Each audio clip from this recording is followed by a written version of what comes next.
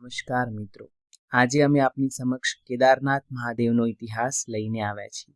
શું મિત્રો તમે જાણો છો કે કેદારનાથ મહાદેવનું મંદિર જ્યારે બંધ હોય છે ત્યારે તેમની રક્ષા કોણ કરે છે? શા માટે કેદારમાં ભગવાન બળદની પીઠના સ્વરૂપમાં પૂજાય છે?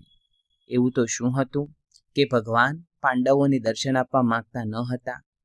અને શા માટે કેદારને પંચકેદાર મંદિર સાથે સરખાવવામાં આવે છે?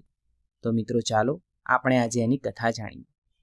મહાભારતનું યુદ્ધ સમાપ્ત થયા પછી જ્યારે પાંડવો ભાતૃહત્યાના દોષથી પોતાની જાતને મુક્ત કરવા માંગતા હતા ત્યારે તેમણે શ્રી કૃષ્ણના આદેશ પ્રમાણે મહાદેવજીનું તપ કરી અને તેમને પ્રસન્ન કરવાનું વિચાર્યું। આ બાજુ મહાદેવજી પાંડવોના ભાતૃહત્યાના દોષને લીધે ઘણા નારાજ હતા, તેથી તેઓ તેમને દર્શન આપવા માંગતા ન હતા અને પોતે તેમનાથી છુપાઈને કેદારમાં વાસ કરતા હતા। સમય જતા પાંડવો કેદાર પહોંચ્યા એટલે મહાદેવજીએ બળદનું સ્વરૂપ ધારણ કરી બીજા પશુઓની વચ્ચે બેસી ગયા। માયાવી ભીમ એ પોતે પોતાના બે પગ મોટા બે પહાડો વચ્ચે રાખીને બેસી ગયો। બીજા બધા પશુ તો તેની નીચેથી નીકળી ગયા, પરંતુ મહાદેવજી પોતે ભીમના પગ નીચેથી નીકળવા માંગતા ન હતા। તેને કારણે તે ઊભા રહ્યા। ભીમ ઓળખી ગયો। તે જેવો મહાદેવજીને પકડવા ગયો કે મહાદેવજી બળદના સ્વરૂપમાં જમીનમાં ઊંડે ઉતરવા લાગ્યા।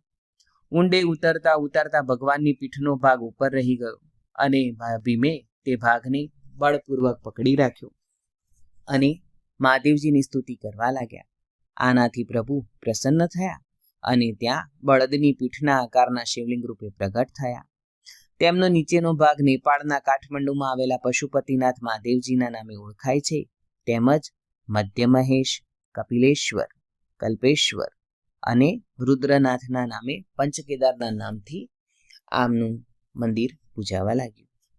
બીજું કે જ્યારે કડકડતી ઠંડીનો સમય હોય છે ત્યારે મંદિરના દર્શન પટ બંધ કરી દેવામાં આવે છે, એટલે કે તે સમયે ભગવાનની રક્ષા ભૈરવ બાબા કરે છે। મિત્રો, આની વધારે અને વિગતવાર માહિતી જોઈતી હોય તો એ અમારી યુટ્યુબ ચેનલ ઉપર ઉપલબ્ધ છે। આજે જ અમારી ચેનલને લાઈક, શેર અને સબસ્ક્રાઈબ કરો। જય ભોળાનાથ, જય કેદારનાથ, જય મહાદેવજી।